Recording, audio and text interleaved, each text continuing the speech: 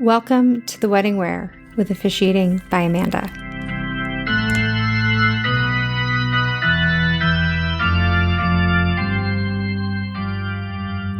The wedding where it was all friends, no family. Welcome back to The Wedding Wear. This is Amanda, and this is a podcast where we celebrate the stories, the unexpected moments and memories, all tied in with saying I do. My name is Amanda, and I'm an officiant, and today's episode is really one that hits across a lot of weddings that I've done in a few different ways and places, and that's guests. So the people that you choose to invite to your special day and what those choices kind of say, how at times we feel obligated for the choices that we make, but by and large, the people that we elect to have stand by our side, who they are and what they mean to us are far more encompassing than the people that we don't necessarily have there. And I've got one wedding I think of in particular because it was maybe 10 to 15 guests, and I met them all, hung out with them all. And when I took a step back, I realized not one person said, I'm a parent, I'm a cousin, I'm a sibling, I'm a relative. It was all friends. So that's really kind of the gist of it for today, is weddings are often made up by people who aren't family. The friends that stand by you, the coworkers that cheer you on and get to watch the breakdowns as maybe previous relationships have broken down, the neighbors, the bonds that are thicker than blood. And let's face it, friends are more likely to be your own age. They're more likely to be of the same path in life. They're not going to say things like, well, in my day, we did this, or surely you must intend to do that. And they can bring more calmness, joy, and stability, which are three things I think everybody is looking for as it gets into the wedding. So if you ever planned a wedding, or you even just attended one, think on that for a second, because you surely know that how much energy goes into the wedding details. And near the very, very top of the list is the guest list, because the first thing that your venue is going to ask is how many people. And heck, sometimes you are picking the venue based on how many people. And it's not just as easy as pick a number. It's more than names on a spreadsheet. It's politics, it's emotional, it's who can sit next to who and who can't. When my husband and I planned for our wedding, we almost came up with a mathematical equation. Years known plus events attended together plus, were we in their wedding or invited to their wedding? Do we know their significant other's name? Have they been to our house? All of these little things had plus points, and then elements like doesn't get along well with XYZ people, or some negative points. Stressful, dramatic, drunken, or some other negative points. And if you had below a certain score, you weren't getting there. And it's funny because when I think about it, if we had stuck really, really tight to some of our mathematical equations, it would have been some family members. And for most people, that's who they start with as the must-haves: siblings, parents, grandparents. And then you think of your bridal party, and, if you've got siblings, are you close enough with them that they are in your bridal party? Or are your parents maybe saying, well, of course they have to be your bridesmaid, they're your sister. But then you get into even larger in family realm, and it becomes the relatives you don't see all that often. Traumatic memories from being in junior high and spending a holiday with them.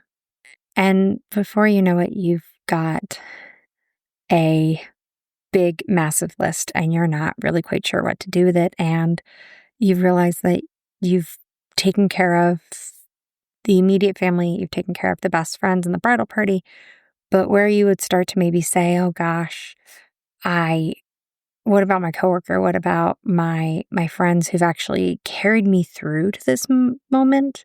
Where do they fit in? And that's one of the best things I've noticed after almost 250 weddings is that it is very often the friends, not the family, who bring the magic into a wedding. And that's why I'm not at all surprised that there are more and more weddings that do not have a single family member in attendance, or it is a family member. No reason to split equally or evenly. Like if I invite 5, you invite 5. It doesn't really go like that.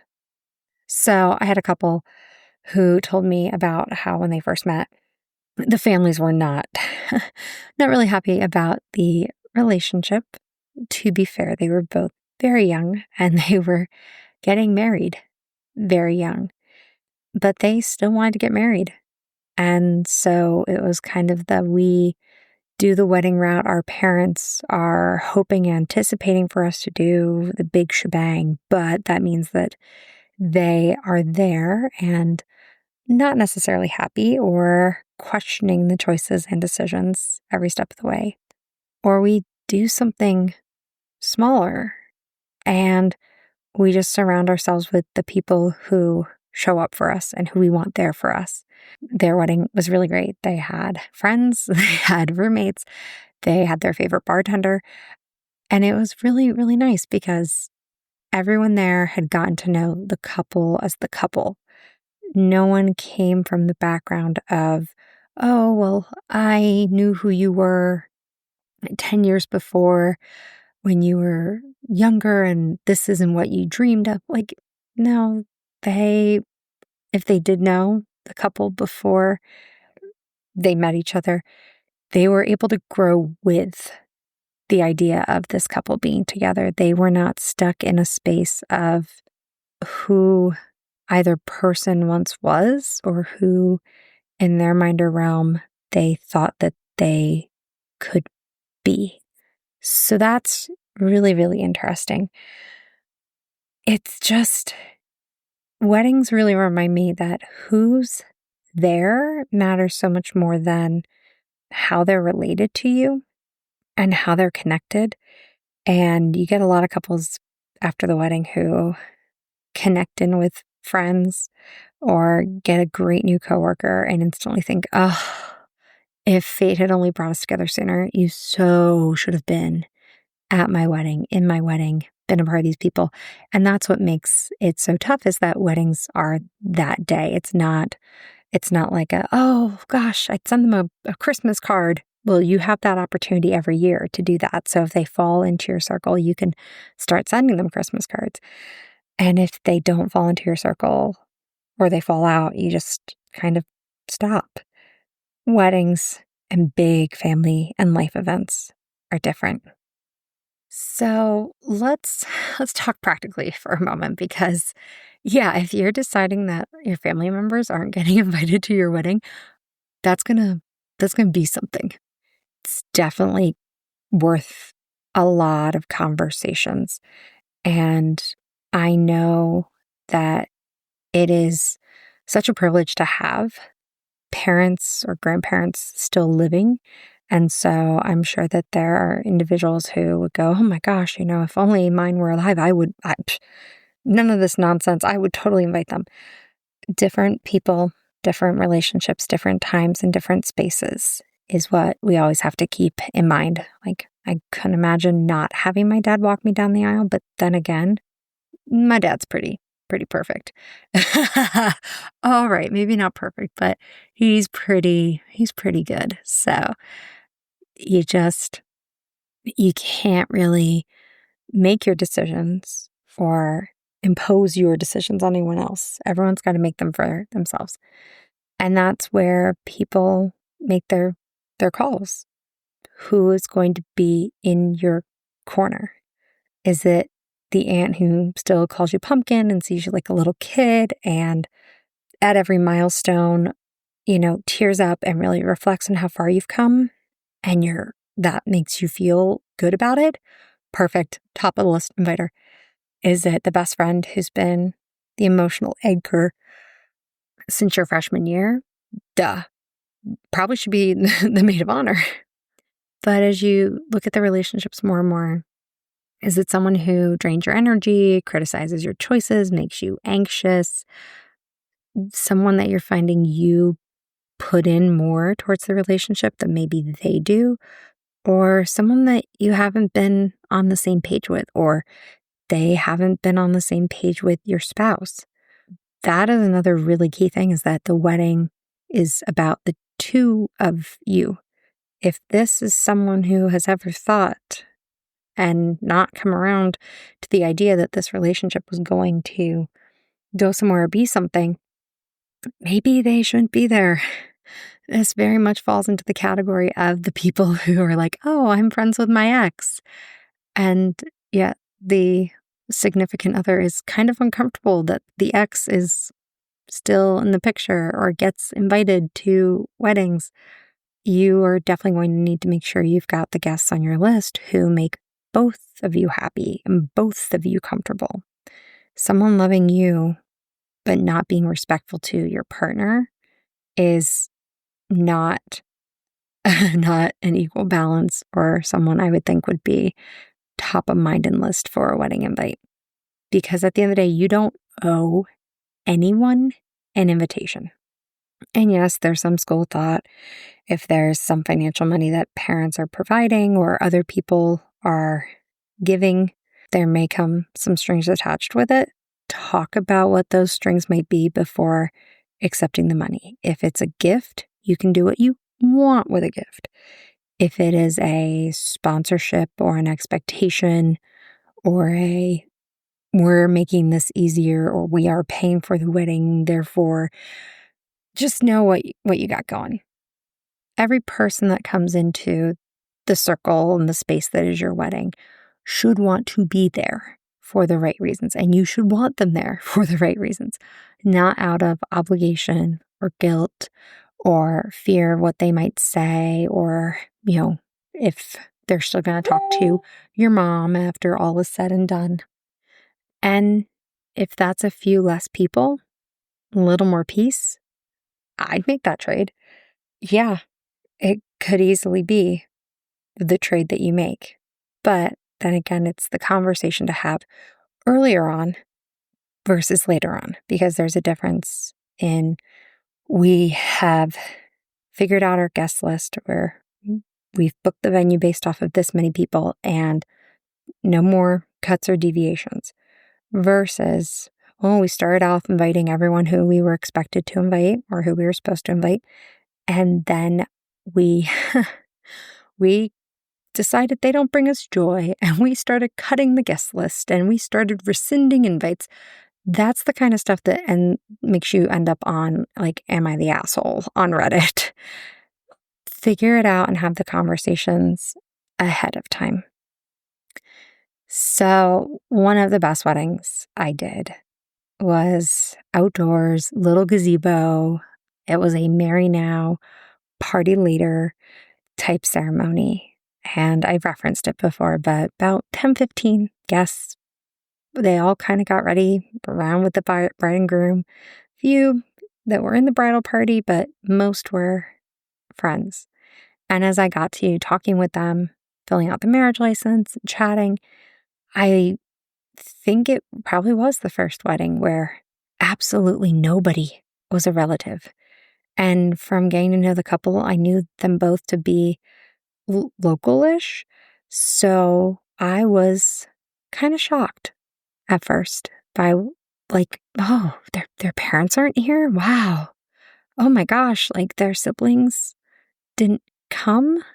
And I got to thinking, gosh, that's really not great. And then I learned from the couple that this was the elopement that they dreamed of, and that they were going to do something bigger later on. Big wedding. And it wasn't a matter of they invited family members that didn't attend, because that would be sad. But rather they made the decision of, who would be the best people to be there to support them when they more or less eloped. And it was just a really different feeling. And it was great. And everyone was on the same page. And it was just fun. And that was what they wanted to do to start it out. And that really is what weddings are all about, is the people who show up and the fun that you have. And it shouldn't be about the family approval. I know a lot of it is, but it shouldn't be. It's about who's alongside you in that room on that journey. And hopefully it is people who are your family. But if it's not your blood family, it's the friends that have become your family and have become your allies, your support, your people. So if you're planning a wedding, think about that. Throw the guest list totally out.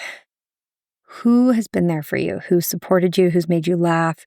Who has never once questioned that they would be there? Who has found ways to show their love and support, even if it's a little unconventional? These are your people, and they can be your chosen family, and you can invite them number for number right alongside with your blood family. You could even skew and invite them more. This is just a reminder that those that love you isn't measured by percentage of shared DNA, but by presence and consistency, support, and care. So if you had 10 guests or 200 guests, if you've really overlooked your guest list and you know that they are there with a shared love and support for you, you did it right. Good job. It's an easier said than done thing. And I get that. I did a wedding a year ago and I laughed when I said it's political. We got married right before the election, 2 days before the election. And not only did we have to think about the guests that we were inviting, both of family and friend, but also where they might fall on the political spectrum and how vocal they might be about their thoughts on the political spectrum, especially after a few drinks. So no matter how much we absolutely might have loved our uncle or our best friend, if they were just going to be too stuck in what they thought was the best direction for the country that close to the election, it was not going to be good for them to be in such a diverse population and setting as we had for our wedding. And that's what makes me laugh when I said political. So your wedding, what was the composition? Did you have it 90% family and friends were kind of shoot in? Did you invite family a little more out of obligation and wish you had some freer spaces for friends? Were you able to find that perfect balance and you had people you loved, period, whether they were family or friends? Or did you go a little more the way that my one couple did and have an abundance of friends, the chosen family, the non-blood relatives? How did they come in and how did they make up your special day? Feel free to drop me a line, an email, leave me a note, or hey, tell me if you want to come on the podcast and talk all about your wedding. Until next time, thank you guys so much for listening. We have officially gone worldwide. One listener at least on every single continent, which is absolutely insane. And I think I'm like 20 listens away from my first 1,000, which is so crazy because this is a podcast about weddings I have done. Mind you, there are fun stories. I will not ever forget that, but it's just crazy to think about. So thank you for coming along on this ride and this journey. Gonna work to keep everything rocking and rolling. And until next time, this has been Amanda. Thank you for listening to The Wedding Wear with Officiating by Amanda. I hope you enjoyed today's episode and found some inspiration or insight for your own special day. This podcast is hosted on Buzzsprout and can be found on all major platforms. If you haven't already, please subscribe, like, comment, and share to help us reach even more listeners. who might laugh a little at the wedding wear. For the links referenced in the show, visit Linktree at Officiating by Amanda. You can also follow the business on Facebook, Wedding Wire, and The Knot to stay up to date on everything going on. If you have a question you'd like me to answer on the podcast, just send an email to theweddingwearpodcast@gmail.com. And if you're ready to inquire about officiating services for your own big day, you can reach me at officiatingbyamanda@gmail.com. Thank you so much for tuning in, and until next time, this has been Amanda.